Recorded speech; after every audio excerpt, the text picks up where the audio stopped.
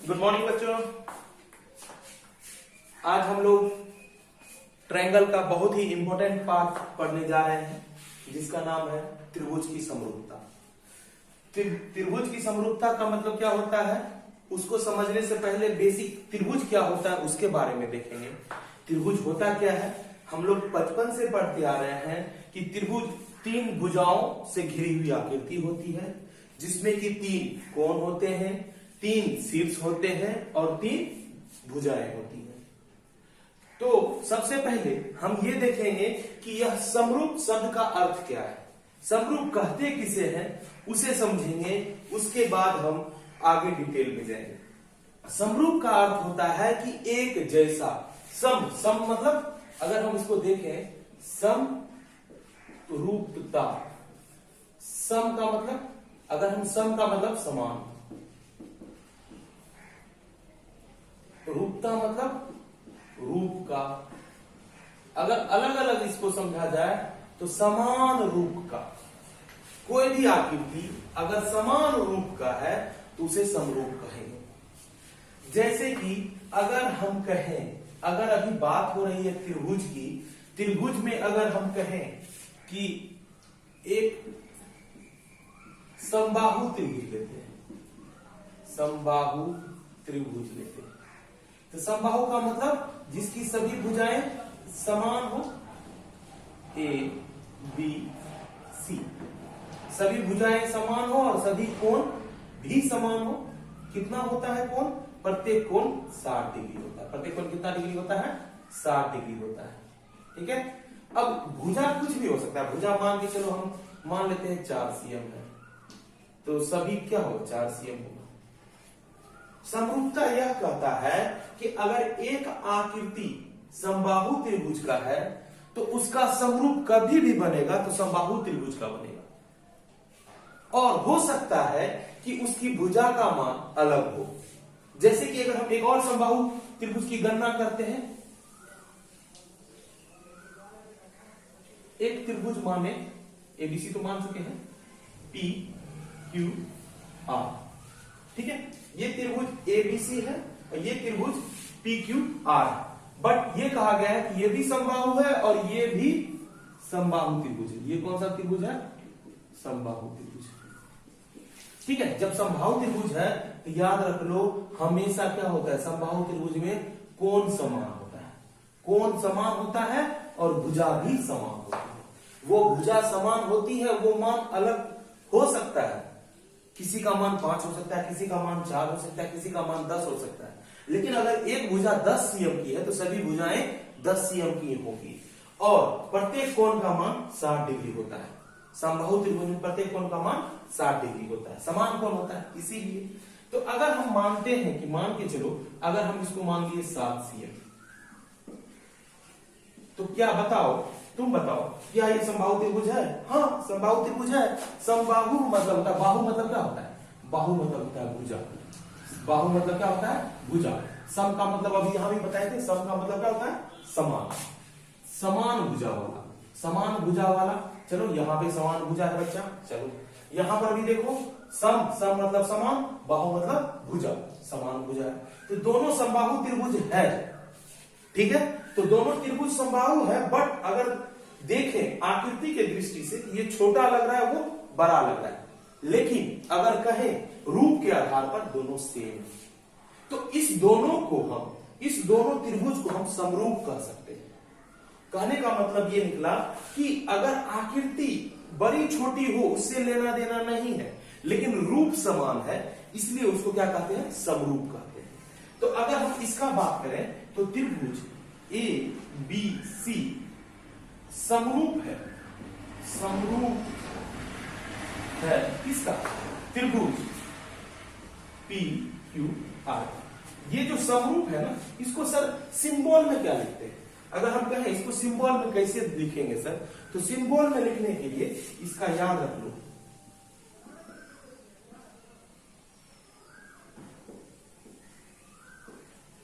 ये हुआ symbol. Symbol में समरूप का सिंबल ये हो गया। तो कहने का मतलब ये है कि त्रिभुज एबीसी समरूप है, समरूप का चीज पी क्यू आर। तो दो बातें निकल के आती हैं। एक तो यह कि अगर दोनों त्रिभुज का कोण समान हो, और दूसरा भुजा जो हो समान होना चाहिए। जैसे कि अगर हम इसमें देखें तो इसका भुजा 4 4 4 है, इसका भुजा 7 7 7 है। लेकिन अगर कहा गया है कि अगर कोई त्रिभुज समरूप है ना, उसमें दो घटना होनी चाहिए। पहली घटना क्या है, अगर कोई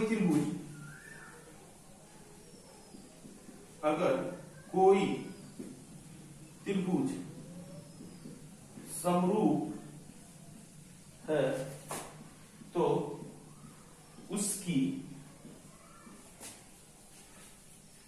दो शर्तें हैं। कहने के लिए शर्त बोल सकते हैं, दो शर्तें। पहली क्या है और दूसरी क्या है, दोनों देखते हैं। फर्स्ट क्या है, फर्स्ट बोलेंगे कि उसके संगत कोण समान होने चाहिए। उसके संगत कोण समान होने चाहिए।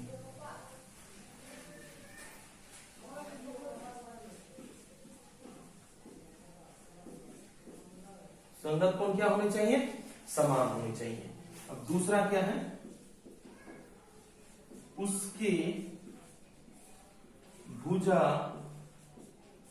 समानुपातिक होना चाहिए।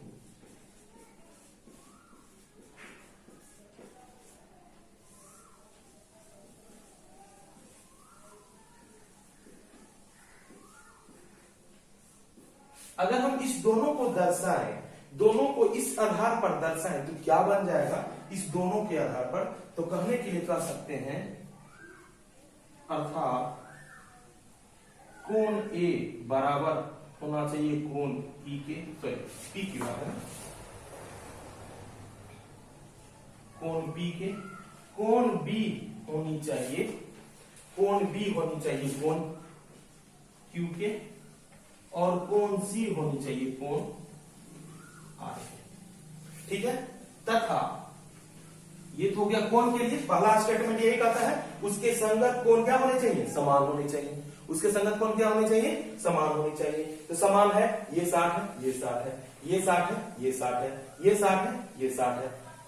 संगत कोण समान होनी चाहिए। ठीक है, अब दूसरा बात क्या कहता है, भुजा अनुपातिक होनी चाहिए। भुजा अनुपातिक का मतलब क्या हो गया, जैसे कि अगर हम लिखने के लिए बोले, जैसे कि यहां पर दर्शाया गया ए बी अनुपात में, ए बी अनुपातिक पी क्यू। समान अनुपातिक का मतलब समान अनुपात, यानी प्रत्येक का अनुपात बराबर होगा। प्रत्येक का अनुपात क्या होगा, बराबर होगा। तो ए बी अनुपात पी क्यू, ए बी अनुपात पी क्यू, फिर बीसी अनुपात क्यू आर, फिर एसी अनुपात।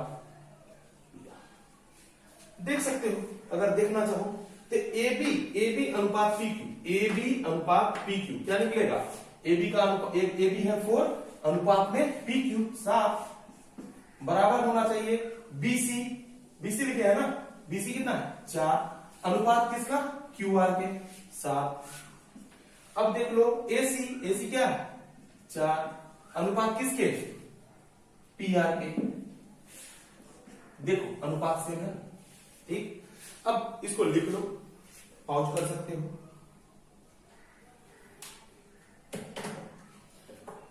ठीक है, लिख लिया तुमने।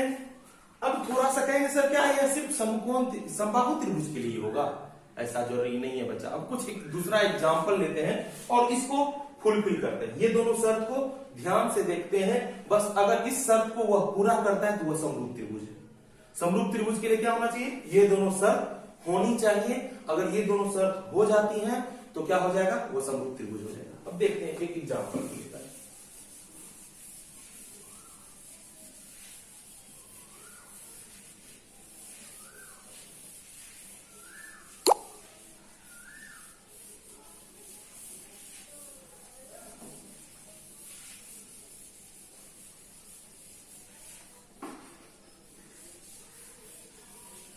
ठीक है, अब देखो कोई एग्जांपल पकड़ते हैं।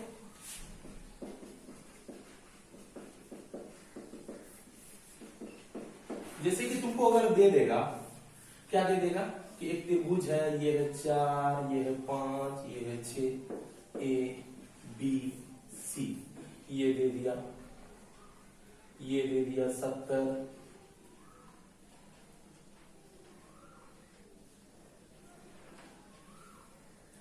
ये दे दिया 50, ये दे दिया 70,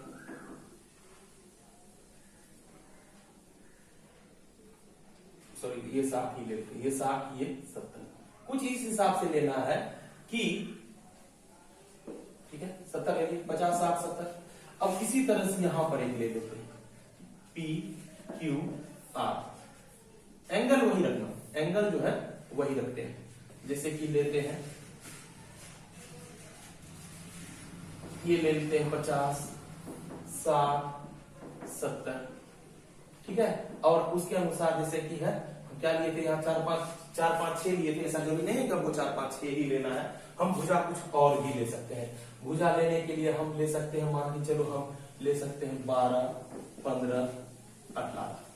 अब देखते हैं कि क्या यह समरूप है या नहीं है, वो तो हम थोड़ा सा मन में करके रखे हैं, इसलिए समरूप होगा ही, लेकिन ऐसा नहीं है कि कोई भी त्रिभुज बनाएंगे तो वह समरूप हो जाएगा। बस हम उस अनुसार रखते हैं तुमको समझाने के लिए कि यह ऐसा नहीं है कि सभी का भुजा समान होता है, यानी समबाहु त्रिभुज के लिए होता है। बस देखते हैं, एक एग्जांपल ये है। तो अब देखो, पहला कहता है उसके संगत कोण समान होनी चाहिए। तो पहला का कंडीशन क्या फुलफिल करता है, देखो तो ए 70, तो बताओ इसमें कोई 70 है? हाँ बी, ठीक, बी 60, बी 60, तो क्यू 60, ठीक है। अब सी देखो 50 है, सी कितना है 50, इसमें कोई 50 वाला आर, कौन आर हो गया। यानी मेरा पहला शर्त तो फुलफिल कर रहा है। पहला शर्त क्या कहता था, उसकी संगत कोण समान होनी चाहिए। अब दूसरा शर्त को देखते हैं, दूसरा क्या कहता है, उसके संगत भुजा समानुपातिक होनी चाहिए। संगत भुजा समानुपातिक होनी चाहिए। जैसे 60 और 70 के बीच में कौन सी भुजा है, ए बी, तो जहां पर इसमें 60 और 70 हो उसके बीच भुजा देखो, सॉरी हाँ 60 और 70, ये 60 और 70 क्या है भुजा, ए बी है, यहां क्या है P Q, A B P Q क्या है 4/12। चलो अब देखते हैं दूसरा क्या होता है, क्या निकलेगा 1/3, 1 क्या निकलेगा, ये 3 है 1। अब देखो दूसरा 60 और 50 में, 60 और 50 में कौन सी भुजा है, क्यू आर, यहां है BC, BC by Q R क्या हो जाएगा, बीसी है 6 और क्यू आर है 18, 6 3 जा 18, ठीक है। अब देखो ये हो गया। अब तीसरा 50 और 70 में, 50 और 70 में कौन सी भुजा, एसी, उसमें 50 और 70 में कौन सी भुजा, पीआर, एसी और पीआर के बीच में कौन सा 5 था भुजा में, यहां 15, 5 दिया 15। तो देखो बच्चा क्या हो रहा है, प्रत्येक भुजा का जो अनुपात निकल रहा है, क्या निकल रहा है, प्रत्येक भुजा का जो अनुपात निकल रहा है 1/3 निकल रहा है ना, ठीक। क्या बोला था कि उसकी भुजा समानुपातिक होनी चाहिए, तो हम लिख सकते हैं कि ए बी पी क्यू बराबर है बी सी क्यू आर बराबर है ए सी पी आर के। अगर ये शर्त और ये शर्त दोनों हो जाता है तो क्या हम कह सकते हैं कि यह त्रिभुज, ये दोनों जो त्रिभुज है वो समरूप है, ठीक बोल रहे हैं, समरूप बोल सकते हैं। तो क्या कह सकते हैं, इसीलिए त्रिभुज ए बी सी समरूप है त्रिभुज पी क्यू आर। एक क्वेश्चन और उठता है, सर आप लगता है बहुत जान रहे हैं, बहुत जानने का मतलब करने के लिए कर सकता है, सर आप अपने हिसाब से सेटिंग कर रहे हैं। सेटिंग का मतलब हर वक्त ऐसा सेटिंग करते हैं कि पहले एबीसी है ना, तो आपका भी पी क्यू आर आ जाता है। क्या हम सर कुछ दूसरे तरह से नहीं लिख सकते, क्या इसको सर हम पी क्यू आर ना लिख के अगर हम चाहें तो यहां पर क्यू पहले दे दिया, आर पहले दे दिए और पी दे दिए, नहीं लिख सकते। कहेगा सर क्यों नहीं लिख सकते हैं, क्योंकि याद रखना कि संगत का मतलब तो समान, एक जैसा, संग में। जैसे तुम कहते हैं कि हम हमारे संग दोस्त चल रहा है, साइकिल पे हम जा रहे हैं, मेरा दोस्त उसके साथ चल रहा है। संग मतलब क्या होता है, एक साथ, ठीक है, तो जब हम बात करेंगे ए का साथी कौन है, ए का साथी, ए कितना है 70 डिग्री वाला, ए कितना है 70 डिग्री वाला, तो क्या तुम कह सकता है कि ए का साथी क्यू है? क्यों? क्योंकि क्यू का मान क्या है 50 और ए है साथी 70 वाला, ए है साथी कितना वाला 70 वाला और क्यू है साथी 60 वाला। ये बात तो गलत है ना बच्चा, बताओ। तो गलत है तो क्या लिखना चाहिए था सर? अगर ए 70 का है तो हमको इसमें से 70 वाला ही लिखना पड़ेगा। तो 70 वाला कौन है? पी। इसीलिए बोले थे कि इस हिसाब से लिखो कि उसके संगत हो जाए पी क्यू आर। तब एक बात और तुम पूछ सकता है, तो क्या सर हम हमेशा इसी तरह से लिखेंगे, इसमें कुछ फेरबदल नहीं कर सकते हैं? हाँ कर सकता है, फेरबदल कर सकता है, लेकिन अगर इधर फेरबदल करेगा तो इसी के अनुसार उधर भी फेरबदल होगा। ठीक है, जैसे कि मान के चलो हम लिख दिए इसको बी ए सी, ठीक है, इसको हम क्या लिख दिए इस ट्रायंगल को बी ए सी, बी ए सी। इसमें क्या किए, बीच वाले टर्म को पहले लिख दिए और पहले वाले टर्म को बीच में लिख दिए। तो क्या लिखेंगे, इसका समरूप क्या होगा? इसका अगर समरूप लिखेंगे तो क्या ये पी क्यू आर लिख दें? पी क्यू आर लिख दें? नहीं, पी क्यू आर नहीं लिखेंगे। तो क्या लिखेंगे सर? लिखने के लिए हम लोग जो लिखेंगे इसके अनुसार, संगत का मतलब क्या बोले थे, संग में जैसा हो, जैसे साथी कर रहा हो। बी का साथी कौन है? सोचो सोचो सोचो सोचो, बी का साथी बी है 60, बी का साथी 60 में क्यू है, ठीक बोल रहा है, तो ट्रायंगल क्यू। बी का साथी बी है 60 तो क्यू क्या होगा 60 होगा, ठीक है। अब क्या है, ए का साथी बच्चा, ए का साथी, ए का साथी, ए का साथी, हाँ ए का साथी हम सोचेंगे 70 माइंड में सेट करके 70। अब 70 वाला खोजते हैं, ठीक ठीक ठीक, ये यानी ए का साथी क्या लिखेंगे पी। अब आ जाओ लास्ट में, अब क्या बचा सी का साथी ढूंढ रहे हैं, सी का संग में रहने वाला, जैसे लिखा। अच्छा बताओ, कभी बाराती गया है? तो बाराती जब हम जाते हैं, कार से जाते हैं या किसी चीज से जाते हैं, किसी कोई भी चीज से जाते हैं, तो देखना एक स्टिकर लगा होता है, कार में लगा हो या वरमाला हो रहा है तो वहां पर लगा हो, लिखा हुआ रहता है राम संग सीता, रमेश संग गीता। संग मतलब साथी, यानी उसका पार्टनर बनने वाला है। तो वही बात है, अभी हम बात कर रहे हैं सी का, सी संग कौन, तो सी का पार्टनर कौन, तो सी है 50 50 50 50 50, उसका पार्टनर आया समझ में? यानी कि हम अगर चेंज करते हैं तो उधर भी चेंज होता है। इसीलिए अपने मन से कुछ ऐसा वैसा नहीं कर देते हैं कि मन में आया एबीसी लिख दिया, मन में आया पीक्यूआर लिख दिया, ऐसा नहीं है इसका लॉजिक ये। हाँ अब बात ये उठता है, एक और एग्जांपल देखते हैं तब और क्लियर होगा जो भी डाउट आ रहा है। ठीक है, लिखो इसको,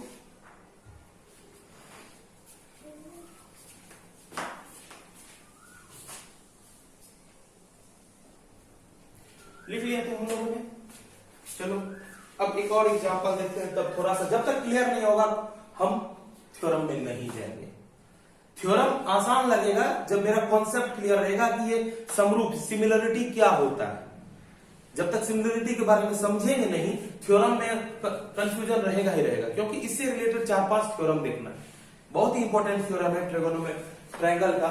इसीलिए थोड़ा सा जो बेसिक कॉन्सेप्ट है, कभी भी कुछ भी पढ़ रहा है उसका बेसिक कॉन्सेप्ट अच्छे से क्लियर रहेगा, तभी हम लोग आगे बढ़ पाएंगे।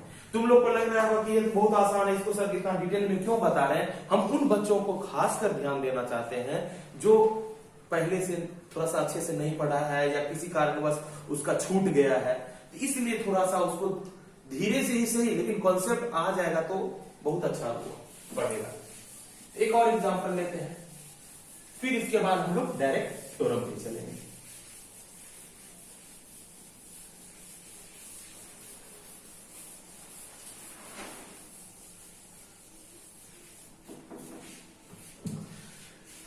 अब एक और कोई त्रिभुज लेते हैं, 2 त्रिभुज कुछ भी ले लेते हैं।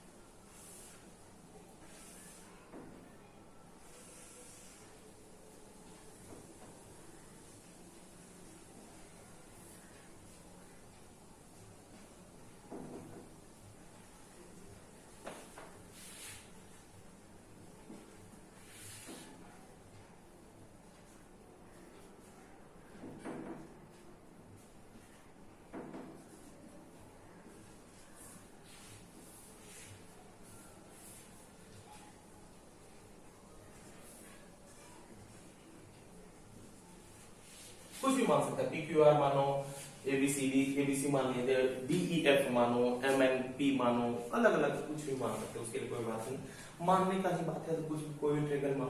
अभी हम लोग क्या किए हैं, 60-90-30 का दो ट्रायंगल बनाया, और जहां तक बात है भुजा का, उसका साइड भी हम बता देते हैं, साइड भी कुछ लिख देते हैं, यहां लिख देते हैं 4, 5, 3, ठीक है।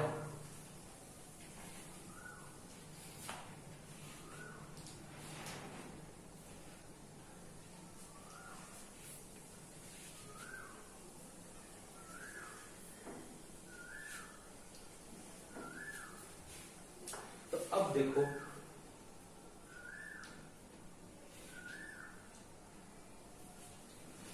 चलो हर बार कहेगा सर क्या जो आप PQR मानते हैं कुछ और मान लेते हैं, ठीक है, मान लेते हैं DEF, ठीक है, DEF मान लेते हैं। तो अब ये सोचो कि दो शर्त होनी चाहिए। पहला शर्त क्या है बच्चा, पहला शर्त है कि उसके संगत कोण क्या होनी चाहिए, समान होनी चाहिए। देखो संगत कोण समान है कि नहीं है, तो कोण ए का साथी कौन बन सकता है, जिसका एंगल 60 डिग्री हो, जिसका एंगल 60 डिग्री हो, ठीक, सही बोल रहा है, एंगल F 60 डिग्री है, इसी कारण से लिखने की जरूरत नहीं है।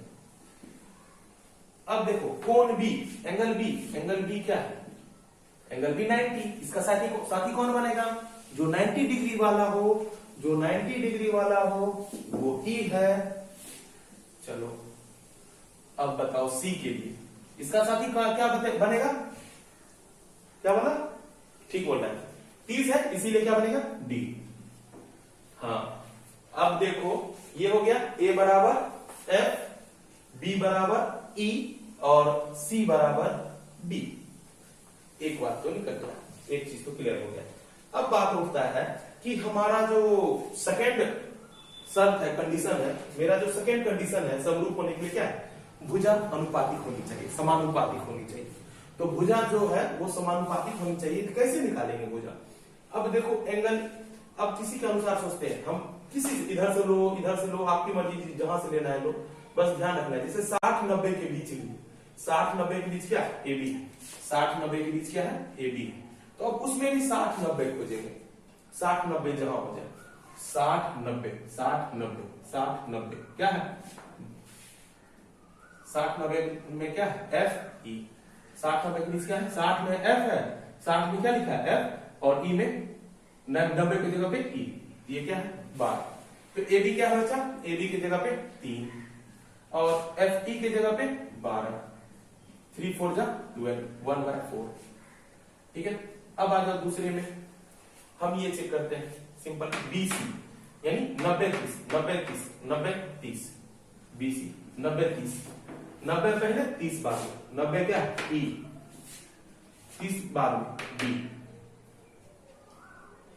क्या हो जाएगा 90-30 4 है, और 90-30 16 है, 4 4 जा 16, 1/4। अब लास्ट इसके लिए 60-30 यानी AC, 60-30 का है बच्चा, 60-30 FD 60-30 FD क्या है। अब सोचो 60-30 में यहां क्या है 5, यहां क्या है 20, क्या आया 1:4। अब ये बताओ दोनों कंडीशन मेरा फुलफिल हुआ कैसे, हमको देखो एंगल बराबर होनी चाहिए, आ गया। अब दूसरा क्या था, दूसरा था कि हमें भुजा समानुपातिक होनी चाहिए, AB बाय FE 1/4 आया, जो कि बराबर है BC बाय ED के, बराबर किसके, BC बाय ED के, किसके बराबर है BC बाय ED, क्यों 1/4। और लास्ट AC बाय FD के बराबर है या नहीं है, बताओ क्या बोला, AC बाय FD है कितना, कितना है 1/4। यानी कहने के लिए कह सकते हैं कि हमारा जो समरूप होने के लिए दो शर्त होनी चाहिए वो निकल चुका है। भुजानुपातिक, समानुपातिक, कोण बराबर। इसीलिए ट्रायंगल यानी त्रिभुज कैसे ले, एबीसी ले या आपकी मर्जी जैसे लो, बस हम तो बोले क्या बोले उसके अनुसार सोचेंगे। अगर ए लेना है तो ए के संग में क्या है वो लीजिएगा, बी लेना है तो बी के संग में क्या है वो लीजिएगा, सी लेना है सी के संग में क्या है वो लीजिएगा। हम सिंपल लिख देते हैं एबीसी, ट्रायंगल एबीसी। बताओ ए के संग कौन है, ए के संग एफ है, ए के संग एफ है। कैसे समझे एफ है, ए के संग 60, ए के संग 60 तो 60 वाला एफ है, ट्रायंगल एफ। बी के संग बी 90 वाला ई, और सी के संग 30 वाला है ना, सिंपल। ठीक है, अब थोड़ा सा समझते हैं। ये तो बात हुआ समरूप का, अब हमको बेसिक बात तो ये था कि समरूप ये होता है, ये पता चल गया। अब हम एक थोड़ा सा पहले के क्लास के बारे में सोचते हैं। थोड़ा सा हम लोग वैसे तो 8 में भी बताया गया है, लेकिन डीपली रूप में 9th क्लास में अच्छे से डिस्कशन है सर्वांग सम के बारे में। कॉन्ग्रुएंस, सर्वांग सम। ये सर्वांग सम क्या होता है? अगर कहें तो सर्वांग सम में 3 कंडीशन यानी 3 अंग को चेक किया जाता है। लेकिन अभी हम लोग जो देखे समरूप में कितना शर्त होता है, यानी 2 अंग को चेक किया जाता है। सर्वांग सम के बारे में तुम लोग पहले से कुछ ना कुछ पढ़े होंगे। अगर नहीं पढ़ा है तो उसके लिए अलग से एक वीडियो बनाएंगे, तो सर्वांग सम का टोटल डीपली नॉलेज दे देंगे। क्योंकि अगर अभी सर्वांग सम बताने जाएंगे तो उसके लिए अलग 2-3 क्लास लग जाएगा। तो बस सिंपल सा कॉन्सेप्ट समझना है, सर्वांग सम होता क्या है। अगर बोले कि सर्वांग सम क्या होता है, इसको थोड़ा सा लिख लो, ठीक है, उसके बाद हम लोग डिटेल से थोड़ा सा जानते हैं।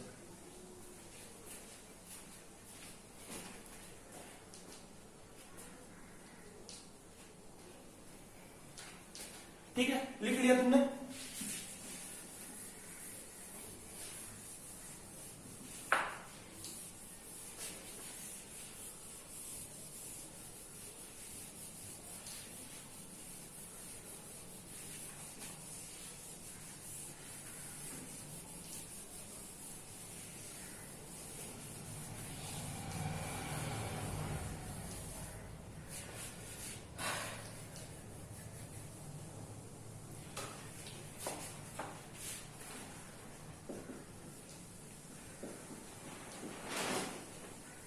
अब थोड़ा सा सर्वांग सम देखते हैं। सर्वांग सम को हम छोटे आधार पे सोचे कि क्या होता है, तो उसको समझने के लिए समझो कि अगर कोई आकृति, अभी हम त्रिभुज पढ़ा रहे हैं तो हम त्रिभुज के बारे में ज्यादा डिस्कस करेंगे, ठीक है। इसीलिए वो आकृति एक विमीय हो सकती है, द्विविमीय हो सकती है, ठीक है। चाहे वो मान के चलो एक रेखा के बारे में हो सकता है, कोण के बारे में हो सकता है, त्रिभुज के बारे में हो सकता है, वर्ग के बारे में हो सकता है, वृत्त के बारे में हो सकता है, अलग अलग सभी के बारे में हो सकता है। तो हम अगर बात करें एक त्रिभुज के लिए कि त्रिभुज ए बी सी एक समकोण त्रिभुज है, ठीक है, और इसकी भुजा है 4 3 5, और एक त्रिभुज है पी क्यू आर, ये भी एक समकोण त्रिभुज है, ठीक है। इसकी भुजा है 8 6 10, और एक त्रिभुज है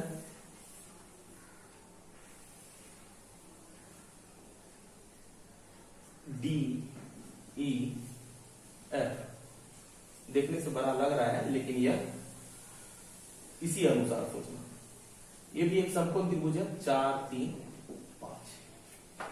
तो अगर हम बात करें कि यह जो 3 त्रिभुज है ए बी सी कौन सर्वांग सम है, तो हम बात करते हैं कि त्रिभुज में कौन सर्वांग सम है, उसके बारे में क्या पता चलेगा। सर्वांग सम चेक करने का कई तरीका है, चाहे वो एसएसएस हो, आरएचएस हो, एसएएस हो, एएएस हो, एएसए हो, ये कई रूप।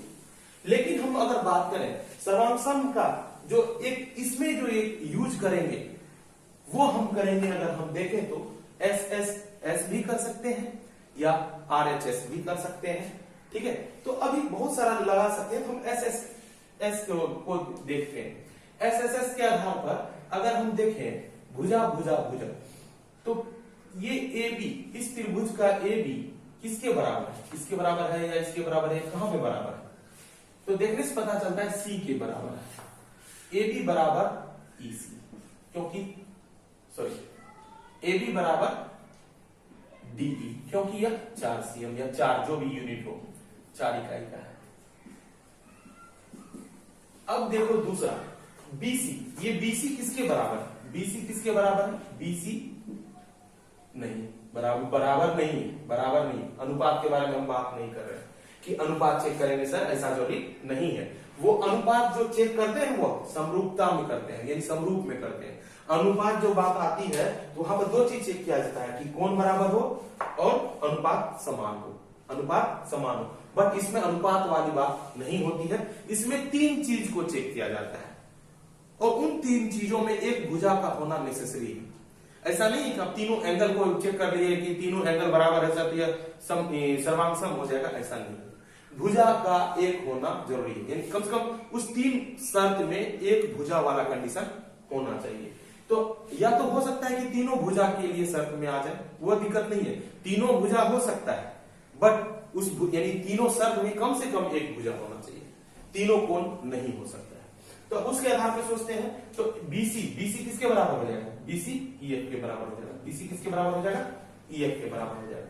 और AC किसके बराबर हो जाएगा, ये तीन इकाई है, और AC किसके बराबर हो जाएगा, DF के बराबर हो जाएगा, DF के बराबर हो जाएगा, DF क्या है 5। तो यानी अगर यह तीनों कंडीशन मिल जाता है, यानी किसी कारण से 3 शर्त मैच कर जाता है किसी 2 ट्रायंगल में, तो वह ट्रायंगल समरूप हो जाता है, सर्वांग सम हो जाता है। वह ट्रायंगल क्या कहता है, सर्वांग सम। ट्रायंगल ABC सर्वांग सम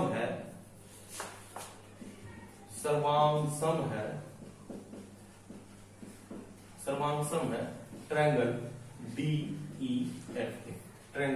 DEF के। तो इसीलिए क्या हो जाएगा, त्रिभुज ABC सर्वांग सम का जो सिंबल है ऐसे करके थोड़ा सा, तो ट्रायंगल DEF ये होगा। कहेंगे सर क्या ये इसके सर्वांग सम नहीं है, नहीं, क्योंकि देखो अगर हम बात करें इसकी भुजा क्या किसी से मैच करेगी, नहीं। कहेंगे सर ऐसे नहीं समझ में आता है, तो थोड़ा सा कुछ डिफरेंट बताइए ना जो समझ जाए।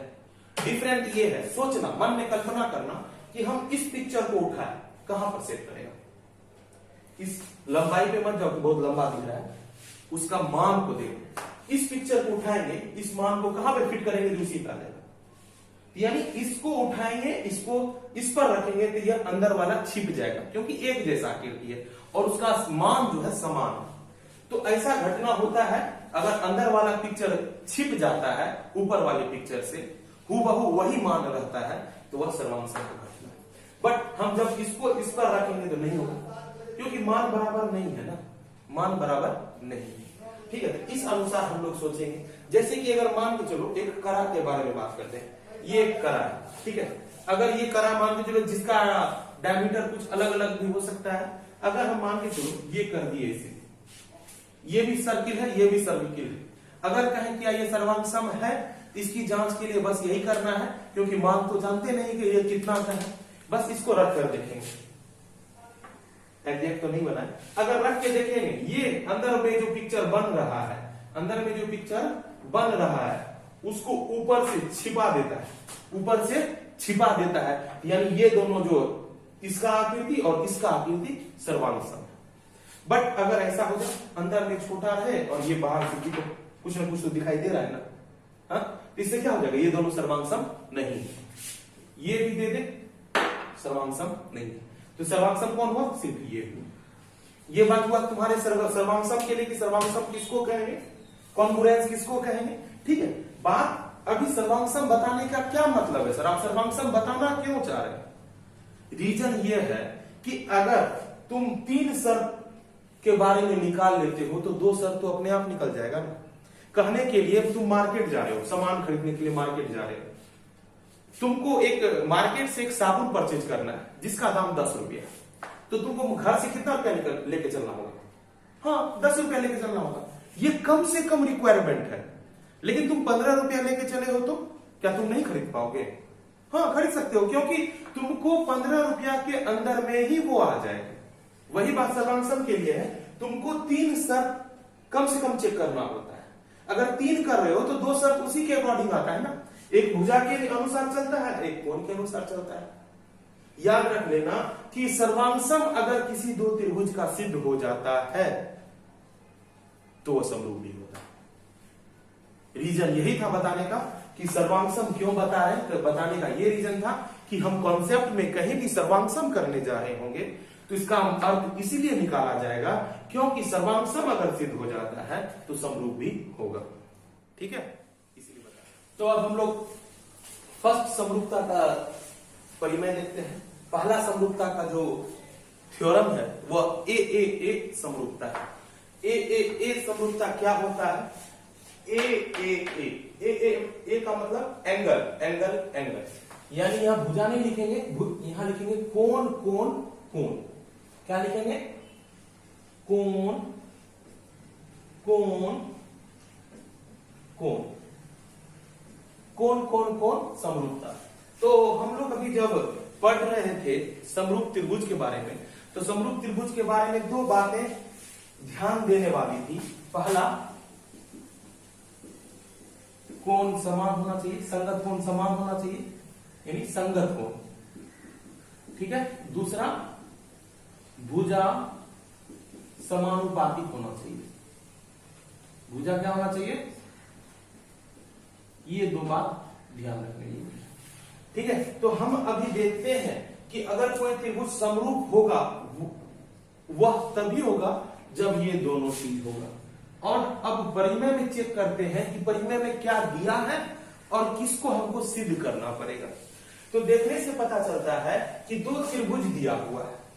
क्या कितना त्रिभुज दिया हुआ है? दिया हुआ है कि 2 त्रिभुज है। दिया क्या है?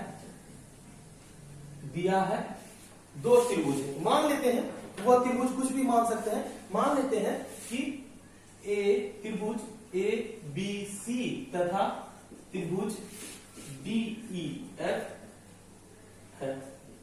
2 त्रिभुज कौन सा मानते हैं? ABC और DEF मान लेते हैं, जिसका संगत कोण बराबर है। यानी दिया हुआ है कि संगत कोण बराबर है। मान लो जब ABC माने तो क्या होगा? ABC, A बराबर D दिया हुआ होगा, B बराबर E दिया हुआ होगा और C बराबर F दिया हुआ होगा। ठीक है, संगत कोण बराबर है तो उनकी संगत भुजाएं एक ही अनुपात में होती है। अगर संगत कोण बराबर है तो संगत भुजा अनुपातिक एक ही अनुपात में होगा, तब यह समरूप होगा। तो कहने का मतलब ये दिया हुआ है, ये दिया हुआ है और हमको सिद्ध करना है, सिद्ध करें। क्या सिद्ध करें? संगत भुजा जो होगा अनुपातिक होगा, यानी AB बाय DE बराबर BC बाय EF बराबर AC बाय DF। अगर ये सिद्ध कर देते हैं, एक तो ये मिल गया, संगत कोण समान मिल गया, दूसरा क्या? भुजा अनुपातिक मिल गए, तो अपने आप से क्या हो जाएगा? क्या हो जाएगा? त्रिभुज ABC समरूप हो जाएगा त्रिभुज DEF के। यानी हमें ये कहता है, उसके बाद ये कहता है। अरे बाबा ये निकल जाएगा और पहले से ये दिया हुआ है, ये दोनों निकल गया तो अपने आप ये आ गया। तो हमको निकालना क्या है? भुजा अनुपातिक निकालनी है। ठीक है, अब बात आया कि भुजा अनुपातिक निकालनी है, ये हमें सिद्ध करना है, इससे अपने आप ये सिद्ध हो जाएगा। अब हम सोचते हैं कि बताओ हम भुजा कैसे अनुपात में निकालें। अभी जस्ट पहले बताए थे सर्वांगसम के बारे में, और सर्वांगसम में ये बात भी ध्यान दिया होगा कि हम बोले थे कि उसमें 3 शर्त होती है।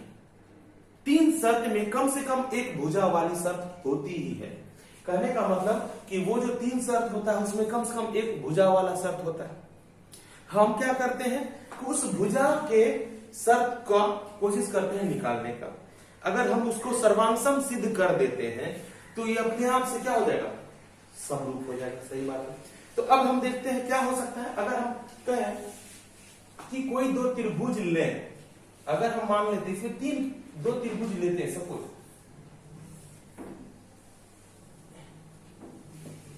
ए बी सी और त्रिभुज ले लेते हैं डी ई एफ। अगर दो त्रिभुज लिए तो हो सकता है, क्योंकि पहले तो ये दिया गया है कि ए बराबर डी है, दिया है ना, बी किसके बराबर है, ई के, और सी यानी सी ये हुआ किसके बराबर है, एफ के। सिर्फ कोण बराबर होने से भुजा बराबर नहीं होता है। ये भुजा हो सकता है कि बराबर हो, बड़ा हो एक दूसरे के, या छोटा। कहने का मतलब इस त्रिभुज और इस त्रिभुज में अगर भुजा के बारे में समझना हो तो तीन बातें हो सकती हैं। किसी एक भुजा को लेते हैं, ये भुजा हो सकता है कि इस भुजा के बराबर, पहली बात। दूसरी बात ये हो सकती है कि ये भुजा इस भुजा से छोटी है, यानी कि ये बड़ा हो गया, ये छोटा हो गया। तीसरी बात हो सकता है कि ये ही भुजा बड़ा हो और ये छोटा हो, इसके अलावा तो और कुछ नहीं हो सकता है। तो हम क्या करें, तीन केस मानेंगे। तीन केस क्या क्या होगा, पहला केस ये होगा कि ये भुजा इसके बराबर हो, दूसरा केस क्या होगा, ये भुजा इससे छोटा है, तीसरा केस क्या होगा, ये भुजा इससे बड़ा है, इसके अलावा कोई केस नहीं हो सकता है। तो हम करते हैं, अगर हम मान लेते हैं तो हम क्या करते हैं, केस वन करते हैं। केस वन क्या करते हैं, जब ये भुजा इसके बराबर है, जब क्या कहें, ए बी बराबर है डी के। अब सोचो, अब क्या सोचो, ए बी बराबर है डी के, तो सोचो ये दिया हुआ है, ये कौन, एंगल ए बराबर है एंगल ई के, एंगल ए बराबर है एंगल डी के। ये कहां से लिखे हैं, दिया है, देख लो, नहीं है दिया हुआ, ए बराबर डी। अब ये देखो ए बी किसके बराबर, डी ई के, ए बी बराबर है किसके, डी ई के। ये बराबर है, दिया हुआ है या नहीं दिया हुआ है, नहीं दिया हुआ है, ये हम माने हैं, ये क्या किया हम माने। अब एंगल बी किसके बराबर है, एंगल बी किसके बराबर, एंगल ई के, ठीक है। ये जो एल टाइप का चिन्ह देख रहे हो, इसको कोण बोलते हैं, एंगल, इसको क्या बोलते हैं, कोण, नहीं एंगल बोलते हैं, ठीक है। तो अब बात ये क्या दिया हुआ है या नहीं दिया हुआ, हाँ दिया हुआ है, ये भी चीज दिया हुआ है। चलो अब देखो, हम बोले थे ना कि सर्वांगसम में तीन शर्त होनी चाहिए, तीन अंग होनी चाहिए, तभी कोई सर्वांगसम निकलता है।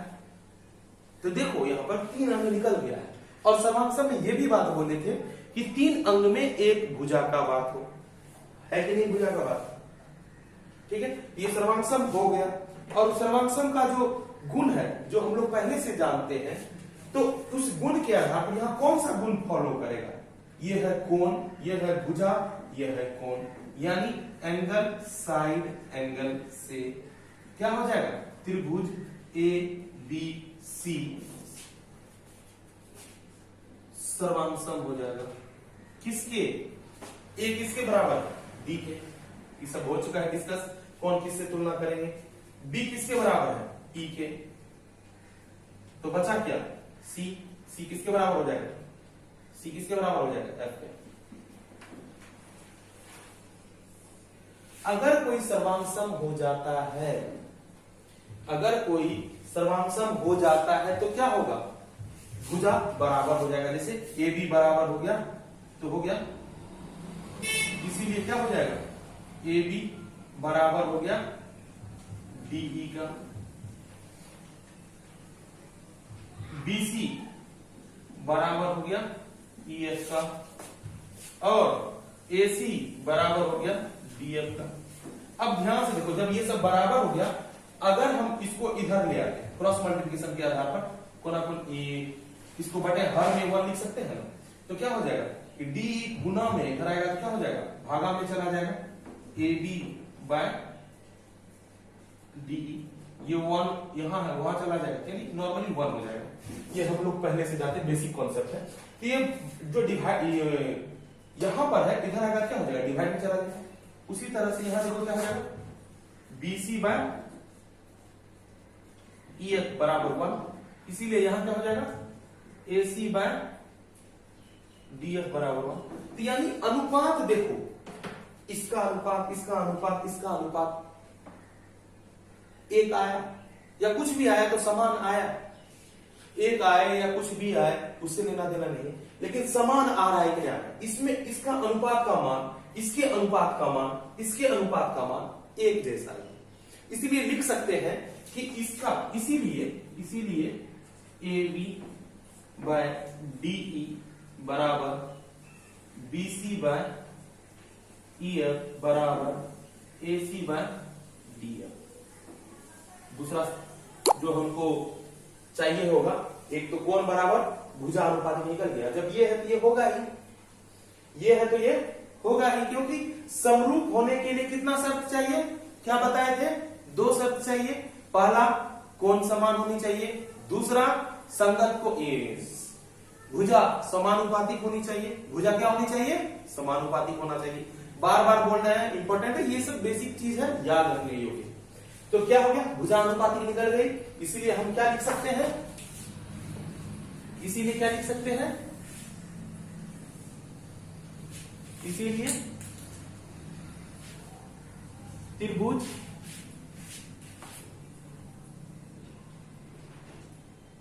ABC समरूप है त्रिभुज DEF के। क्या यही मेरा समाप्त हो गया, नहीं, हम क्या बोल रहे हैं कि कोई भी भुजा इस त्रिभुज के साथ 3 शर्त होता है।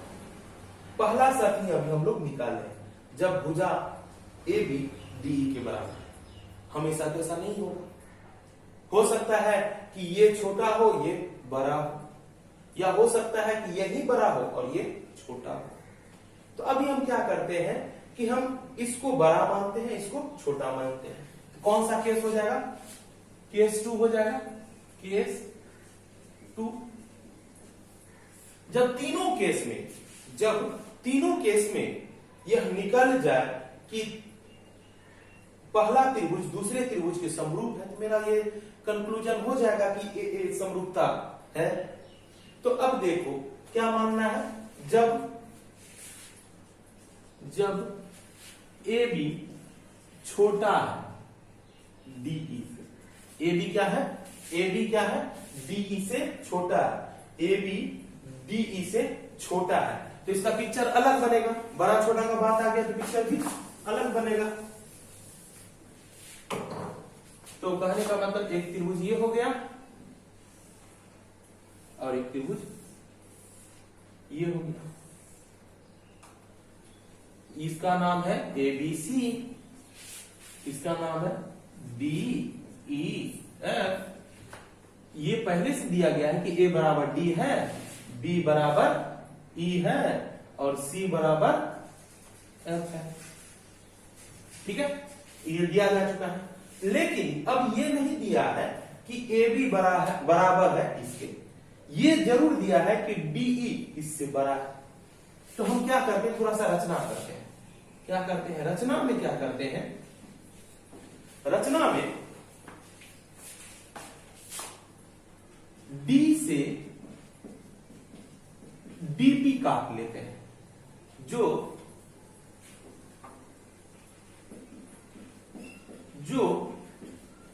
AB के बराबर हो। कहने का मतलब यहां से इसके लंबाई के जैसा एक P पॉइंट काट लेते हैं, यानी इसका लेंथ इसके लेंथ के बराबर काट लेते हैं। अब दूसरा क्या करते हैं, D से DQ काटे हैं जो AC के बराबर हो, ठीक है, यानी D पॉइंट से 2 भुजा काटते हैं जो कि एक AB के बराबर हो और एक AC के बराबर हो। AC के बराबर क्या है, ये तो कहने के लिए लिख सकते हैं ए सी, ये है, इसको क्यू माने, और P को Q से मिला देते हैं। P को Q से क्या करते हैं, मिला देते हैं। P को Q से क्या करते हैं, तथा P को Q से मिला दें। यहां पर हम लोग क्या किए, रचना के आधार पर सोचो तो dp बराबर हो गया किसके, AB, और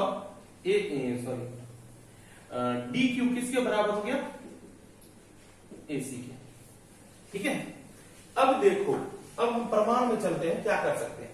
अब सोचो त्रिभुज A B C तथा त्रिभुज D P Q में, इस बड़े त्रिभुज नहीं लेंगे, जो जिस त्रिभुज को हम बनाए हैं, रचना के अनुसार बनाए हैं, D P Q, उसमें लेंगे। अब देखते हैं क्या हो सकता है। AB, ये AB भुजा किसके बराबर है, इस DP के, क्योंकि दिया हुआ AB भुजा बराबर है DP के, AB भुजा बराबर है DP के, ये हम माने हैं, अपना मन से माने हैं, उसके मान के अनुसार ही तो काटे हैं। ठीक है, अब दूसरा कोण A कोण D के बराबर है, ये ध्यान से देखो, कोण A इस D के बराबर है, कैसे दिया हुआ है, कोण A कोण D के बराबर है, कोण A कोण D के बराबर है, ये कहां से लिखे, दिया है, ये कहां से लिखे, दिया हुआ है। अब तीसरी बात क्या, AC ये इसके बराबर है DQ के, AC बराबर है DQ के, AC किसके बराबर है, DQ के, ये भी क्या है, दिया है या माने है, माने है। चलो अब देखो इसमें कौन सा नियम लग रहा है, इसमें जो लग रहा है नियम, वो नियम है भुजा कोण भुजा। भुजा कैसे समझे, इस साइड का निशानी है AB, कोण एंगल का निशानी है, फिर ये साइड का निशानी है, तो भुजा कोण भुजा यानी साइड एंगल साइड से, साइड एंगल साइड से, साइड एंगल साइड से, सर्वांशम में ये सब बताया जा चुका है। साइड एंगल साइड से क्या होगा, त्रिभुज A B C सर्वांशम होगा त्रिभुज, सॉरी A B C, तो एक जगह क्या होगा, एक जगह पे यहाँ D होगा ना, एक जगह क्या है D, एक किसके बराबर है, D के, एक जगह क्या लिखेंगे, D P Q, D P Q, हाँ D P Q, इससे क्या निकल जाएगा, इसलिए एंगल A बराबर D, चलो ठीक है, B बराबर C, सॉरी B बराबर P, B बराबर P और C बराबर Q। ठीक है,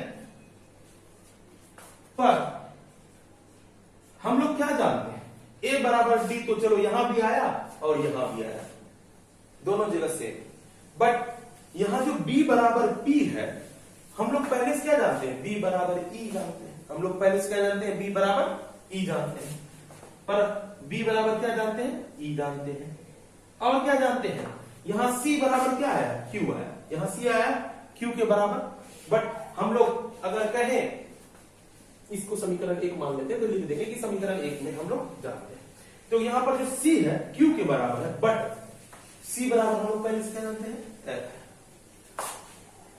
एंगल C बराबर क्या जानते हैं, F, कहां से, समीकरण 1 से, समीकरण 1 से, या 1 नहीं मानोगे रहने दो, समीकरण नहीं मान सकते हैं, ठीक है, इसको कह दो कि दिया हुआ, यहां क्या है, यहां पर लिख देते हैं दिया है, यहां क्या लिखेंगे, दिया है, ये चीज दिया हुआ, ठीक है। अब जो दिया हुआ है, इससे क्या निष्कर्ष निकला, हम कहते हैं, अच्छा एक बात समझो, मेरे जेब में 10 रुपए है, मेरे जेब में 10 रुपए हैं, और एक मेरा फ्रेंड आता है और वह कहता है कि जितने तुम्हारे जेब में रुपए हैं उतना मेरे पास भी है, तो कितना रुपए उस दोस्त के पास होगा, उसको बताने की जरूरत है कि क्या उसके पास क्या रुपए होंगे, नहीं, क्योंकि वो बोल दिया कि जितना तुम्हारे पास है, और मैं जानता हूं कि मेरे पास कितने हैं, मेरे पास 10 रुपए है, तो उसके पास कितना होगा, 10 ही रुपया होगा, उसी अनुसार सोचो, कहता है कि बी ई के बराबर है और यहां बोलता है बी पी के बराबर है, तो पी और ई दोनों तो बराबर हो गया कोण में ना, इसीलिए लिख सकते हैं कोण पी बराबर कोण ई, तथा यहां C के बराबर F है और C के बराबर Q है, तो Q बराबर क्या हो जाएगा F। ठीक है, इसको पहले लिखो फिर आगे देखते हैं। लिखो,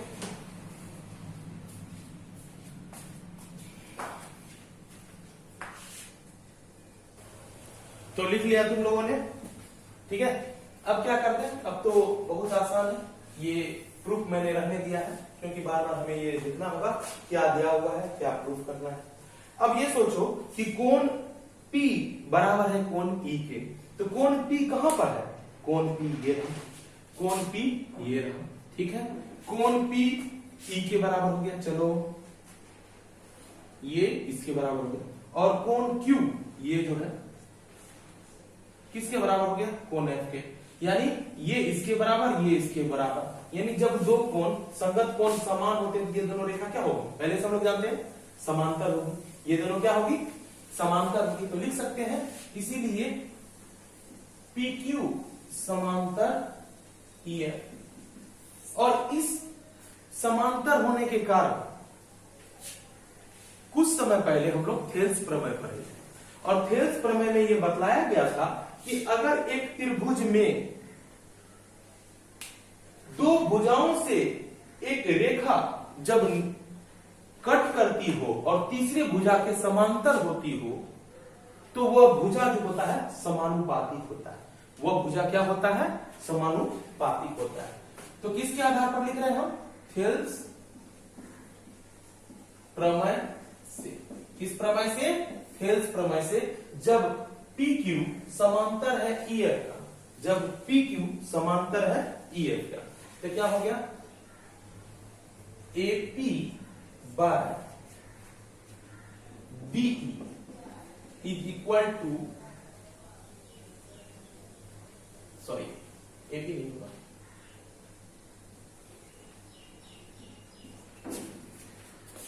DP by DE, DP by DE बराबर होगा DQ बाय DF के, DQ बाय DF।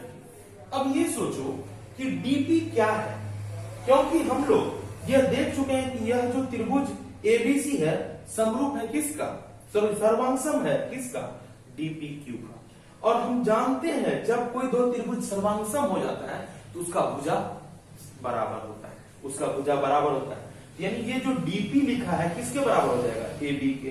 DP जो लिखा हुआ है किसके बराबर हो जाएगा, AB के। तो जहां पर DP है वहां क्या लिख सकते हैं, इसीलिए क्या लिख सकते हैं, AB, क्योंकि DP किसके बराबर, ये जो DP है किसके बराबर, AB के। चलो, और ये है DE रहने दो, और DQ किसके बराबर, फर्स्ट लास्ट, फर्स्ट लास्ट। जब इसमें हम फर्स्ट लास्ट लेते हैं तो इधर भी फर्स्ट लास्ट लेना होगा, DQ तो क्या हो जाएगा, AC AC AC,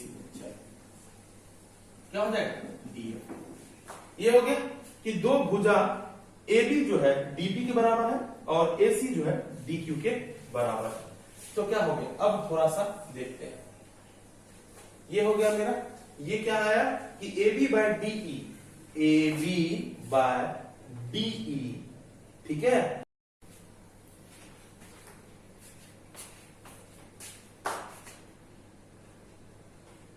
इसी तरह से हम लोग सिद्ध कर सकते हैं, इसी प्रकार हम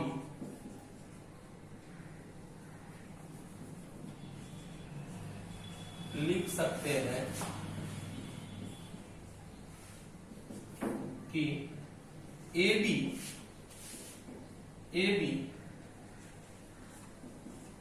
DE का जो अनुपात होगा, AB DE का जो अनुपात होगा, AB DE का अनुपात जो होगा इस BC और EF के अनुपात के बराबर होगा, BC अनुपात EF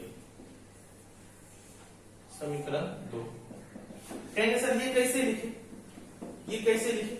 इसके लिए क्या हुआ, जैसे कि अभी हम रचना में क्या किए थे कि इस भुजा और इस भुजा को समान माने थे, ठीक है। अगर हम इस भुजा को इस भुजा के समान मानते, यानी इसको इसके बराबर काटे थे ना, अब यहां नहीं मान के, एसी ना मान के बीसी मानते तो मेरा बीसी वाला रिलेशन आ जाता, ठीक है। यानी यही प्रोसीजर को बार यानी दोबारा करना पड़ता, इसीलिए जब एक बार कर चुके हैं तो दोबारा करने की क्या आवश्यकता है, फिर इसके लिए भी फिर उतना लिखना पड़ेगा। सिंपल सा चीज है कि अभी जो हम क्या किए, कोण ए को आधार मानते हुए इधर इसके बराबर कर दिया और एसी के बराबर ये कर दिया। करने के लिए हम एसी ना करके हम बीसी भी कर सकते थे, बीसी करते यानी बी पॉइंट को मान लेते, एक तरफ ए बी कर लेते, एक तरफ बीसी कर लेते, तो बी की जगह क्या हो जाता, ई एक तरफ इधर आ जाता, एक तरफ इधर आ जाता, तो उससे जो अनुपात निकलता है ये वाला निकलता है, ठीक है। तो अभी जो हम इसके उसी के आधार पर बार बार ना करके उसी को आधार मानते हुए A B by D E बराबर है A C by D F, तो उसी के आधार पर लिख दिए A B by D E बराबर होगा B C by E F. तो समीकरण 1 और 2 से समीकरण 1 तथा 2 से क्या हो जाएगा, A B by D E किसके बराबर है, B C by E F, और ए बी डी ई बराबर है बी सी बाई एफ, लेकिन ए बी भी D A C by D F के बराबर होते, ये भी लिख सकते हैं। अब बताओ, ये भी निकल गया। क्या निकालना था सिद्ध करने में, अनुपात निकालना था, निकल चुका। जब ये अनुपात निकल चुका है तो क्या हम लिख सकते हैं कि ये समरूप होगा? हाँ लिख सकते हैं, क्योंकि समरूप होने के लिए दो शर्त।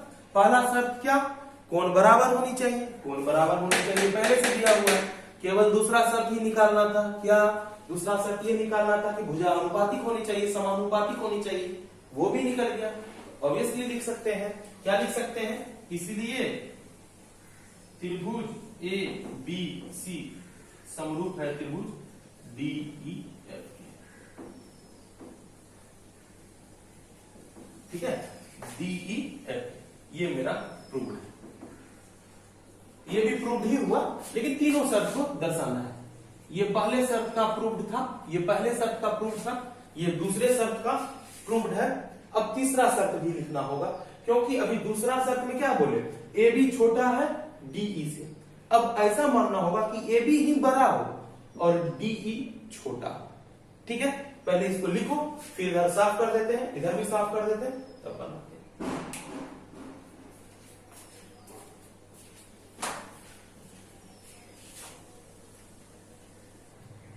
लिख लिया तुम लोगों ने, साफ कर दिया अभी मैंने। देखो अब जो केस 3 है बहुत ही आसान है, बना देंगे और याद रखना कैसे है वो भी बताएंगे। बस अब देखो केस 3 क्या हो सकता है, अभी जस्ट डिस्कस किए थे। केस 3 ये होगा, केस 3 क्या हो जाएगा, केस 3 हो जाएगा कि इस बार ए बी ही बड़ा हो जाएगा किसके, डीई। ए बी बड़ा हो जाएगा डीई। अब दिखाते हैं कि कैसे बड़ा हो जाएगा। तो एबीसी एक त्रिभुज था अभी तक जो हम लोग पढ़े थे, ए बी सी और एक डीई एफ एक त्रिभुज था, डीई एफ एक त्रिभुज था, डीई। अब कहता है कि ये बड़ा है और ये छोटा, ऐसा भी हो सकता है, यानी 3 घटना हो सकता है, बार बार जिक्र कर रहे हैं। तो उस 2 घटना को तो हम लोग देख चुके। तीसरा घटना यह है कि एबी का जो भुजा है देखने में बड़ा लग रहा है किससे, तो अब हमको एक रचना करना पड़ेगा। रचना में क्या दिखाना पड़ेगा, रचना में यह दिखाना पड़ेगा कि एबी के लंबाई का डीई को काटना होगा, यानी डी से एक रेखा ई की ओर बढ़ाना पड़ेगा जो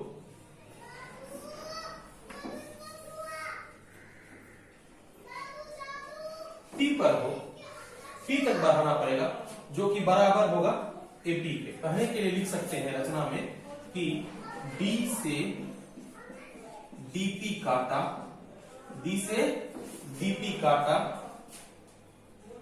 जो बराबर है AB का, ठीक है।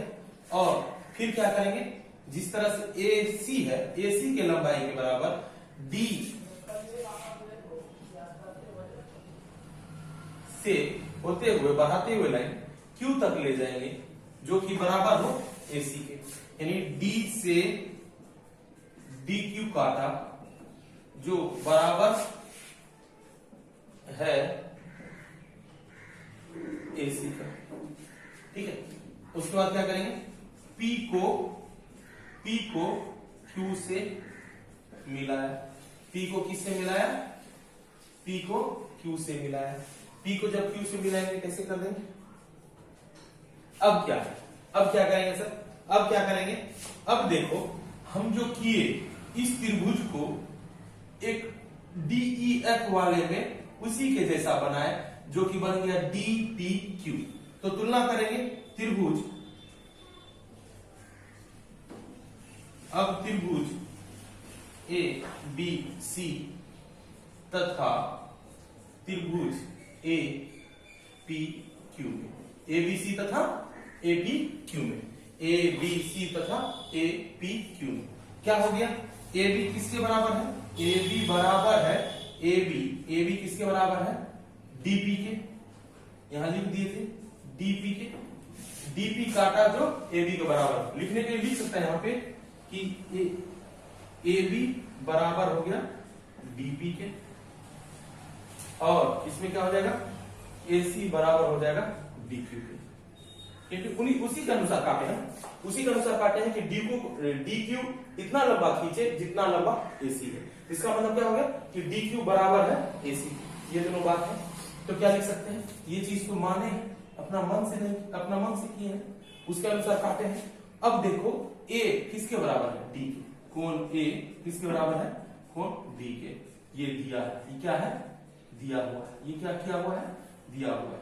अब क्या करेंगे, AC किसके बराबर है, AC किसके बराबर है, DQ के, AC किसके बराबर है, DQ के। तो ध्यान से देखो ये क्या हो गया, ये भी चीज नहीं दिया हुआ था, ये हम माने, ठीक है।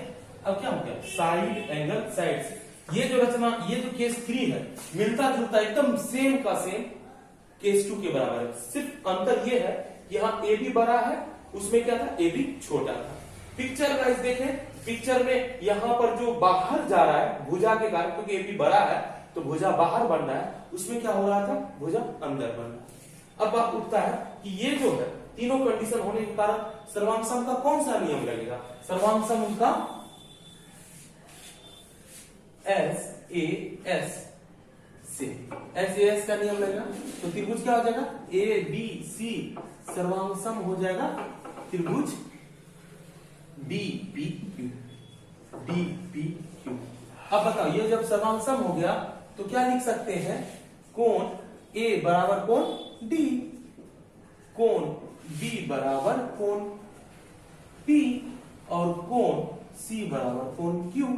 पर क्या हो जाएगा, जबकि A D के बराबर है, ये दिया हुआ भी है A D के बराबर, पर यहां B बराबर E दिया हुआ है, लेकिन सर्वांग के कारण B बराबर क्या आ गया, P, B बराबर क्या आ गया, किसके कारण आया, सर्वांग होने के कारण। परंतु लिखना पड़ेगा यहाँ पर, ये लिखना होगा कि आप जो बोल रहे हैं कि B बराबर P है, परंतु हम लोग जानते हैं कि B बराबर क्या दिया हुआ है, E, और आप जो बोलते हैं C बराबर Q है, C बराबर क्या है, Q है, तो हम पहले से जानते हैं C बराबर क्या है। इसका क्या निष्कर्ष निकला, इसका निष्कर्ष ये निकला कि B जो P के बराबर है और B जो E के बराबर है, ये P और E बराबर है कोण के रूप में, ठीक है। तथा ये जो Q बराबर है कोण F, ये जो C बराबर है Q के और C जो बराबर है F के, तो क्या हो जाएगा, कोण Q बराबर हो जाएगा F के। इससे क्या निकला सर, आप जो कोण P बराबर E दिखाए और Q बराबर F दिखाए, इससे क्या निकला, आप इस त्रिभुज में देखिए कि P बराबर E, Q बराबर F, कहने का मतलब ये जो P है E के बराबर, F जो है Q के बराबर है। तो क्या हो जाएगा, जब संगत कोण समान हो तो भुजा क्या होती है, समांतर में होती है। तो क्या हो जाएगा, भुजा क्या हो जाएगी, समांतर। कौन सा भुजा, EF समांतर हो जाएगी PQ। तो अब देखो EF समांतर हो गया PQ का, इससे क्या पता चला, हम लोग कुछ समय पहले थेल्स प्रमेय पढ़ चुके हैं। थेल्स प्रमेय में ये पढ़े थे कि अगर किसी त्रिभुज के दो भुजाओं को काटती हुई एक रेखा जाती हो और वो रेखा तीसरे भुजा के समांतर हो, तब जो दो भुजा है उसके भुजा का जो कटान बिंदु है वह समानुपाती हो। यानी ई और एफ के द्वारा जो इस भुजा को काटा गया है डीपी और डीक्यू को, यह समानुपातिक होगा। तो कहने के लिए लिख सकते हैं थेल्स प्रमेय से, किस प्रमेय से? थेल्स प्रमेय से, थेल्स प्रमेय से क्या हो जाएगा? डीई अनुपातिक हो जाएगा डीपी के और DF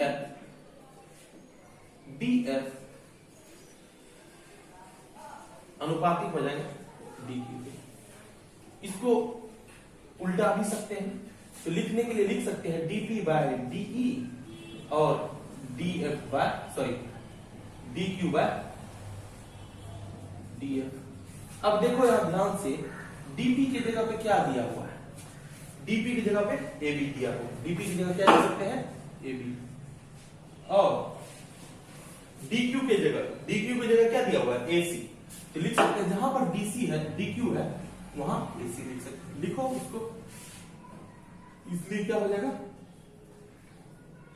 AB by DE is equal to AC by DF। ये इक्वेशन 1 हो गया। ये इस केस के लिए इक्वेशन 1 हुआ। क्या हुआ कि AB और DE का अनुपात बराबर होगा AC DF के अनुपात। उसी तरह से जिस तरह से इक्वेशन केस 2 में किए थे, उसी तरह से कह सकते हैं, उसी प्रकार कह सकते हैं कि AB बाय DE समानुपाती होगा, AB बाय DE समानुपाती होगा BC by EF, BC by EF। ठीक है, इक्वेशन 2।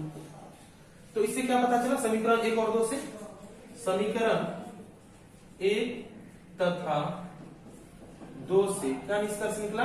ये निकला निष्कर्ष कि AB बाय DE बराबर है BC बाय EF के।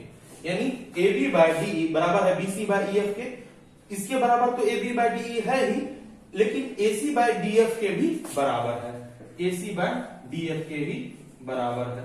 तो अब बताओ, ये हम लोग जानते हैं कि समरूप में दो घटना होता है। एक घटना होता है कि कोण बराबर होनी चाहिए, संगत कोण बराबर होनी चाहिए, और दूसरा संगत भुजाएं समानुपातिक होना चाहिए। एक तो दिया हुआ ही है, हमको निकालना था संगत भुजा समानुपातिक होनी चाहिए, वो भी निकल गया। तो अब इससे क्या कर सकते हैं? इसीलिए त्रिभुज ABC समरूप है त्रिभुज DEF। मैंने तीनों कंडीशन के आधार पर प्रूफ कर दिया। तो अब हम कह सकते हैं कि मेरा एक समरूपता हो गया। उतारो।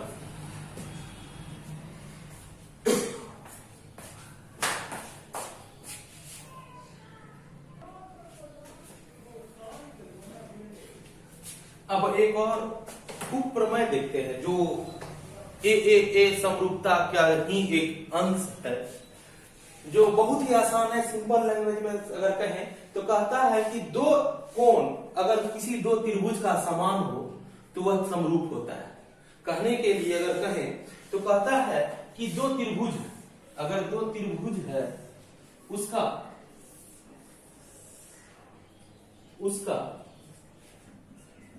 दो कोण समान है, दो कोण समान। जैसे कि अगर माने A बराबर D हो गया और B बराबर E हो गया, तो कहता है सिद्ध करें। दिया हुआ क्या है, पहले ये सोचो, दिया है कोण A बराबर कोण D और कोण B बराबर कोण E, तथा ये भी दिया हुआ त्रिभुज ABC तथा त्रिभुज DEF, दो त्रिभुज है, दो त्रिभुज है। अब ये देखो कि A बराबर D दिया हुआ है, B बराबर E दिया हुआ है। हम क्या जानते हैं ये दिया हुआ है। अब सिद्ध क्या करना है, सिद्ध करना है, सिद्ध करें कि त्रिभुज ABC समरूप है त्रिभुज DE। अब जब इसे सिद्ध करना है तो कैसे करेंगे, पहले बात बताओ कि त्रिभुज का हम लोग क्या कॉन्सेप्ट जानते हैं। बेसिक कॉन्सेप्ट ये है कि त्रिभुज के तीनों कोण का योग 180 डिग्री होता है। तो लिख सकते हैं कि हम जानते हैं, क्या जानते हैं, त्रिभुज के तीनों कोणों का योग, तीनों कोणों का योग क्या होता है, 180 डिग्री। अब बताओ त्रिभुज ABC में क्या हो जाएगा, बताओ।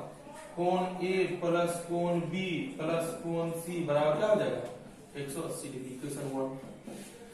अब दूसरा त्रिभुज कौन सा है, DEF में क्या होगा, कोण D प्लस कोण E प्लस कोण F बराबर 180 डिग्री। अब दिया क्या गया है, D की जगह पे क्या लिख सकते हैं, A, कोण A प्लस E की जगह पे B प्लस कोण F बराबर 180 डिग्री। ये इक्वेशन 2 हो गया। अगर सरल करें, दोनों को घटाएं, समीकरण 1 में 2 को घटाने पर समीकरण 1 में 2 को घटाने का मतलब चिन्ह बदल जाएगा। घटाने का मतलब क्या हो गया, चिन्ह बदल जाएगा। यहाँ पर जो कोण जैसे लिखे हैं ना, माइनस, यहाँ भी माइनस, यहाँ भी माइनस, यहाँ भी, ये 180 से कट गया, ये B से कट गया, ये A से कट गया, बचा क्या C माइनस F बराबर 0। इसीलिए कोण C बराबर कोण F। अब देखो क्या हो गया, क्या क्या मालूम चल गया, चूंकि त्रिभुज ABC तथा त्रिभुज DEF में क्या हो गया, कोण A बराबर कोण D दिया है, ठीक है, कोण E बराबर कोण F ये भी दिया है। अब निकाल चुके कोण C बराबर कोण F, क्या किए हैं, निकाले, ठीक है। तो क्या हो गया, A समरूपता से, ये तो निकाल चुके हैं ना, A समरूपता से, A समरूपता से क्या हो जाएगा, दोनों त्रिभुज क्या हो जाएगा, समरूप हो जाएगा। इसीलिए त्रिभुज ABC समरूप हो जाएगा त्रिभुज DE। ये इसका उपप्रमेय है, लेकिन बहुत यूज होता है। सवाल सब जब बनाएंगे तो देखेंगे कि ये सवाल भी बहुत ज्यादा यूज होता है, ये प्रमेय बहुत ज्यादा यूज होता है, ये एक समरूपता का। इसीलिए इसको भी ध्यान में रखें। आज के लिए